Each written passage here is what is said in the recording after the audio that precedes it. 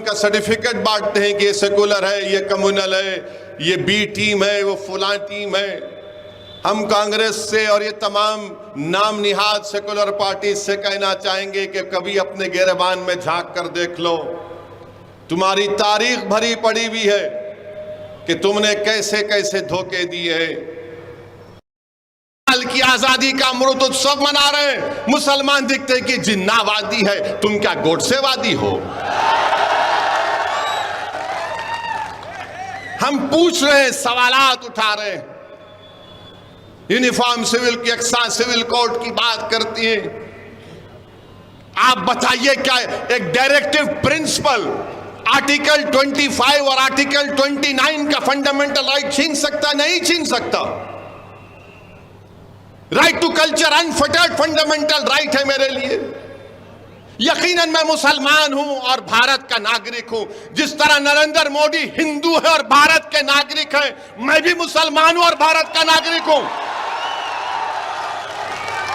जिस तरह उनको फख्र है अपने भारतीय होने का, मुझे भी फख्र है। सुनिए सुनिए सुनिए सुनिए, बात आपको सुनना जरूरी है। अगर कोई हमारा हिंदू भाई मंदिर को जाता है तो मैं मस्जिद को जाता हूं। जिस तरह भारत के प्रधानमंत्री जाते हैं, मैं भी मस्जिद को जाता हूं। मुझे अल्लाह ने कहा कि यतीमों का माल मत खाओ, उन पर रहम करो, हम सुनते हैं। मुझे अल्लाह ने कुरान में कहा निकाह करो, मगर एक अगर ज्यादा करना है तो एक से करना अच्छा, इंसाफ करना पड़ेगा, हम मानते हैं। मेरे दीन ने मुझसे कहा, मुझे दीन ने मुझे बताया तो मैं चलता हूं। आपको इतनी तकलीफ क्यों हो रही है उस पर? अगर आपको इख्तियार हासिल है अपने मजहब पर चलने का और आपकी भारत से मोहब्बत पर कोई शक नहीं किया जाता, तो मेरी मोहब्बत पर शक किस बुनियाद पर? किस बुनियाद पर बताइए आप? मगर नहीं, दिमागों में डाल दिया गया।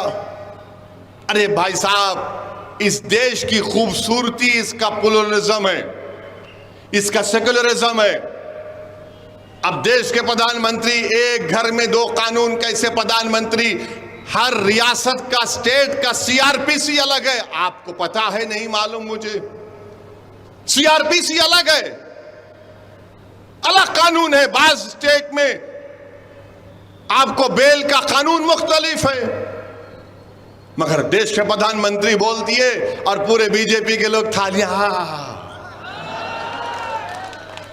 प्यारे, कभी पढ़ लिया करो, कभी देख लिया करो। आर्टिकल 29 का प्रोटेक्शन है मेरे पास, आर्टिकल 25 का भी है, 29 का भी है। साबिका लॉ कमीशन ने कह दिया कि यूसीसी की ना जरूरत है, मगर आप क्यों लेके आना चाह रहे हैं? क्या वजह है? क्योंकि भारत के प्रधानमंत्री देश के प्लुरलिज्म और सेकुलरिज्म से वो नहीं मानते।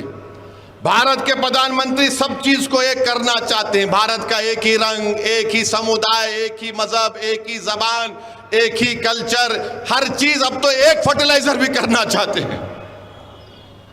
भारत के प्रधानमंत्री, ये देश एक है और एक रहेगा, मगर इस देश में बसने वाले 130 करोड़ जनता हजारों तहजीबें, हजारों मजहब को मानने वाली, ये इस देश की खूबसूरती है। मगर भारत के प्रधानमंत्री को अनेकता से बड़ी नफरत है। भारत के प्रधानमंत्री अनेकता को नहीं मानते। देश के प्रधानमंत्री, जान लीजिए कि ये महाद्वीप है। आप बताइए कि हमारे ट्राइबल हैं, आदिवासियों के कस्टम को क्या करेंगे? आदिवासियों के कस्टम को क्या करेंगे? तो यूसीसी के नाम पर देश के प्रधानमंत्री एक हिंदुत्व सिविल कोड लाना चाहते हैं। हिंदुत्व सिविल कोड लाना चाहते हैं। मजलिस पहले भी मुखालिफत की, आज भी करेगी और कल भी करेगी। एक घर में दो कानून की बात देश के प्रधानमंत्री करते और कांग्रेस कुछ नहीं बोलती है। कांग्रेस बोलती है नहीं, अभी बिल आन देखेंगे क्या होगा। कांग्रेस पार्टी, आप मुंह कब खोले? आप मुंह कब खोले, मगर कांग्रेस पार्टी को और बीजेपी के लोगों की याद दिलाना चाहता हूं। मौलाना अबुल कलाम आजाद ने कहा था कि मुझे फख्र है इस बात का कि 1000 साल से भारत में इस्लाम है। मौलाना अबुल कलाम आजाद ने इस देश के पहले एजुकेशन मिनिस्टर थे, फ्रीडम फाइटर थे। उन्होंने कहा कि मैं अगर मुसलमान हूं तो मुझे इस बात मुझे नहीं रोकती कि मैं भारत के चप्पे चप्पे से मोहब्बत करूं। मगर यूसीसी को लाया जाने की बात देश के प्रधानमंत्री कर रहे हैं। देश के प्रधानमंत्री, आपने जल्दबाजी में किसानों का कानून लेकर आया, आपने बदनाम किया भारत के किसानों को। आपके पार्टी के लोगों ने ये आतंकवादी है, फुला खालिस्तानी है, वहां मगर आपको कानून वापस लेना पड़ा। आपको हम कह रहे हैं कि सोच लीजिए, चुनाव जीतने के लिए अगर आप कोई काम करना चाह रहे हैं तो याद रखिए, मेरा फंडामेंटल राइट मुझसे कोई नहीं छीन सकता। चाहे वो आर्टिकल 25 हो, 29 हो, राइट टू इक्वालिटी हो, ये तमाम चीजें हमको इस बात की गारंटी देती हैं कि हम अपने मजहब पर चलें, अपने कल्चर पर चलें। और हम रोज देखते हैं मीडिया वाले, यूसीसी की बात हो रही, बुरखा में बहन को दिखा रहे हैं। यूसीसी की बात हो रही, बुरखा में बहन को दिखा रहे। अरे दिखाने वालों, बिल्किस बानो को दिखाओ, बिल्किस बानो को दिखाओ ना। जुनैद और नसीर के घर के उन बच्चों को दिखाओ। मॉब लिंचिंग के नाम पर जो मारा जा रहा है उनको दिखाओ। गुजरात में एक प्राइवेट स्कूल में ईद उल अधा क्या है, एक ड्रामा किया गया तो बच्चों के सर पर, बच्चे मासूम होते हैं, स्कूल में टोपी सर पे कुछ पहन लिए, का कपड़ा लगा लिए, तो स्कूल की प्रिंसिपल को निकालना पड़ा। मगर नहीं, इनको इतनी मोहब्बत है। अरे अगर आपको इतनी मोहब्बत है मुस्लिम महिलाओं से, मुसलमानों से, तो फिर बिल्किस बानो को, जिसकी अस्मत रेजी जिन्होंने बिल्किस बानो की उसकी मां की कत्ल किया, उसका रेप किया, देश के प्रधानमंत्री, उसको जेल को भिजाओ। आप यूसीसी की बात करेंगे मगर मजहब तब्दीली का कानून बीजेपी बनाती है। यूसीसी की बात करेंगे मगर गुजरात में एक हिंदू मुसलमान को घर नहीं बेच सकता, एक मुसलमान हिंदू को घर नहीं बेच सकता, मगर यूसीसी की बात करेंगे। तो मेरे अजीज दोस्तों और बुजुर्गों, ये मुल्क के हालात हैं। इंशाअल्लाह ताला हमको अपने हौसलों को बुलंद रखना है, हमको हरगिज मायूस नहीं होना है।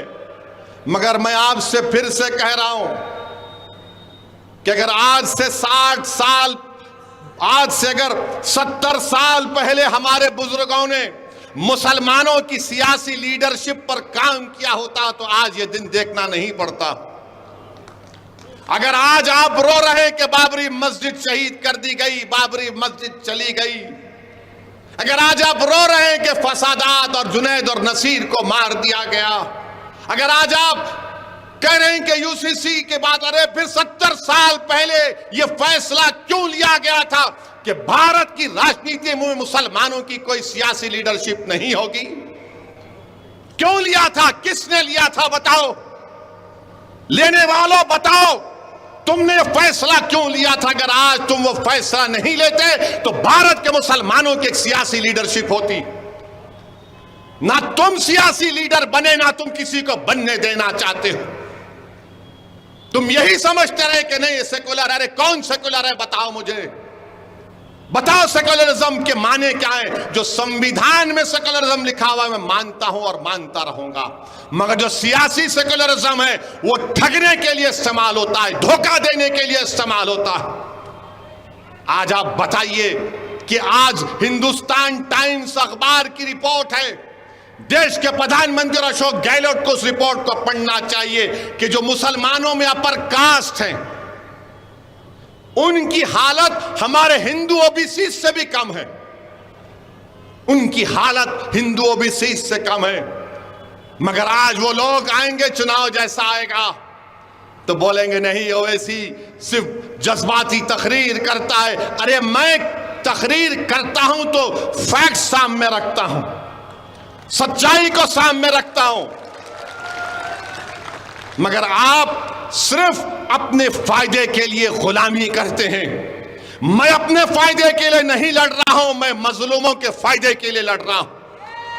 अगर मुझे अपने फायदे के लिए करना होता तो मैं हैदराबाद से निकलकर राजस्थान नहीं आता। अगर मुझे अपने फायदे के लिए करना होता तो मैं हैदराबाद से निकलकर जुनैद और नसीर के घर को नहीं जाता। अगर मुझे अपने फायदे के लिए करना पड़ता तो भारत के कोने कोने में नहीं जाता मैं। अगर मुझे अपने फायदे के लिए करना होता तो मेरी गाड़ी पर 6 गोलियां चलाई गई, मैं घर में बैठ जाता, मगर मैं नहीं बैठा। तो मैं ये इसलिए नहीं कह रहा हूं कि आपसे थाली या सीटी की दाद हासिल करूं।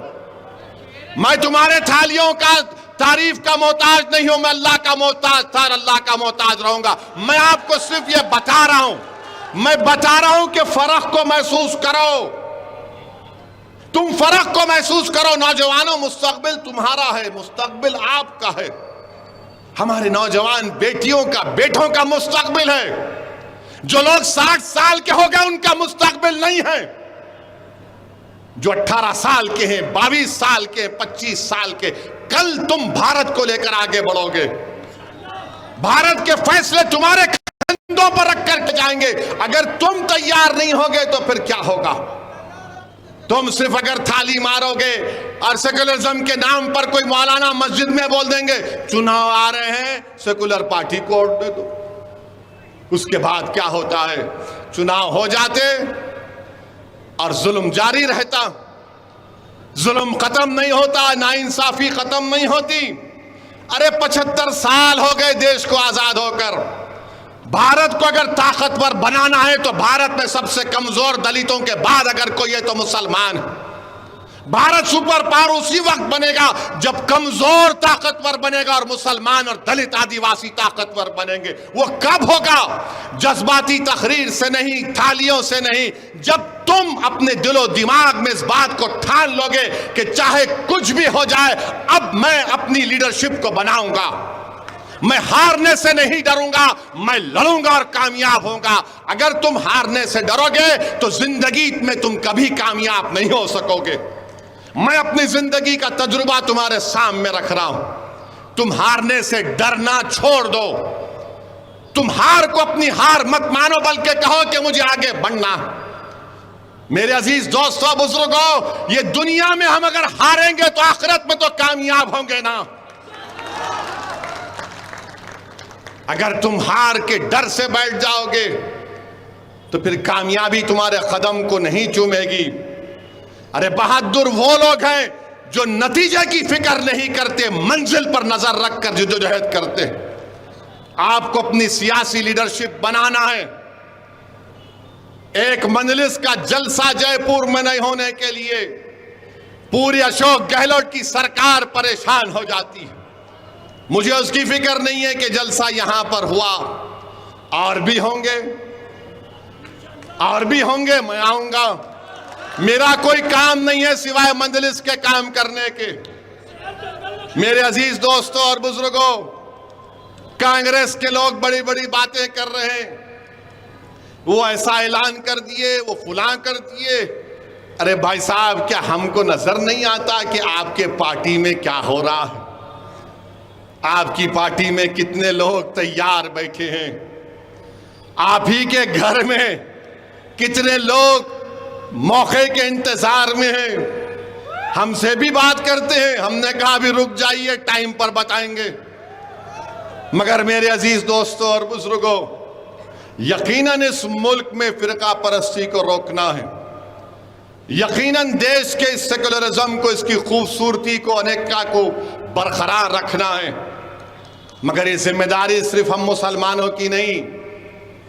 अगर अशोक गहलोत के बेटे लोकसभा का चुनाव हार गए तो क्या ओवैसी जिम्मेदार है? मैं जिम्मेदार हूं? थोड़ा बताइए आप। अगर उनके एक साथी नाराज हैं तो क्या मैं जिम्मेदार हूं उसका? मेरे अजीज दोस्तों और बुजुर्गों, डराएंगे आपको बीजेपी का नाम लेकर, आपको डराया जाएगा। ये तमाम बातें कहकर, ओवैसी का नाम लेकर तो डराते ही हैं। मगर आपसे अपील कर रहा हूं कि आप डरिए मत, आप सच्चाई का साथ दीजिए। मैं आपसे अपील कर रहा हूं कि यकीनन बीजेपी को हराएंगे, मगर बीजेपी को हराने का मतलब यह नहीं है कि मैं अपना घर जला दूंगा। बीजेपी को हराएंगे जरूर, मगर इसका यह मतलब नहीं है कि और जुनैद नसीर मारे जाएं। बीजेपी को जरूर हराएंगे, मगर इसका यह मतलब नहीं है कि और एक मौसम के जिस्म के चार चार टुकड़े हो जाएं। अरे कोई तो तुम्हारी आवाज को उठाए, कोई तो तुम्हारे लिए लड़े। अरे 3-4 दीवानों को कामयाब करो।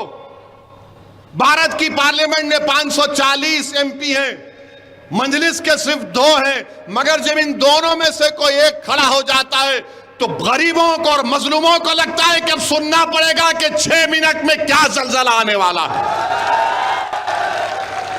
मेरे भाई, ये हम क्यों बोल सकते हैं? क्योंकि आपकी ताईद, आपका इत्तेहाद हमारे साथ है।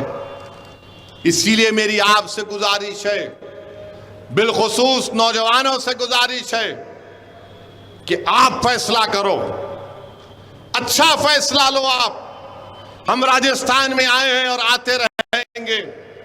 एक बार जहां पर हम अपना परचम लगाते हैं तो हम उस जगह से पीछे हटने वाले नहीं हैं। और मुझे यकीन है कि राजस्थान की जनता, राजस्थान की आवाम, राजस्थान के गरीब और मजलूम लोग मजलिस के पैगाम को समझते हैं। वो मजलिस को अपने दिलों में जगह देंगे, मुकाम देंगे। मुझे यकीन है कि उन गरीबों के घर में हमारी आवाज पहुंचेगी। मुझे यकीन है कि अल्लाह सुब्हानहू तआला आपके दिलों में मजलिस की मोहब्बत को पैदा करेगा, और वो मोहब्बत एक सियासी लीडरशिप के रूप में बनेगी यहां पर इंशाअल्लाह। तो मेरे अजीज दोस्तों, राजस्थान में हम ये ऐलान कर रहे हैं कि राजस्थान में एक स्टेट एग्जीक्यूटिव बॉडी की तश्कील होगी। उसके सदर जमील खां होंगे, जनरल सेक्रेटरी 3 होंगे, एडवोकेट काशिफ जुबैरी, जावेद अली और इमरान नवाब।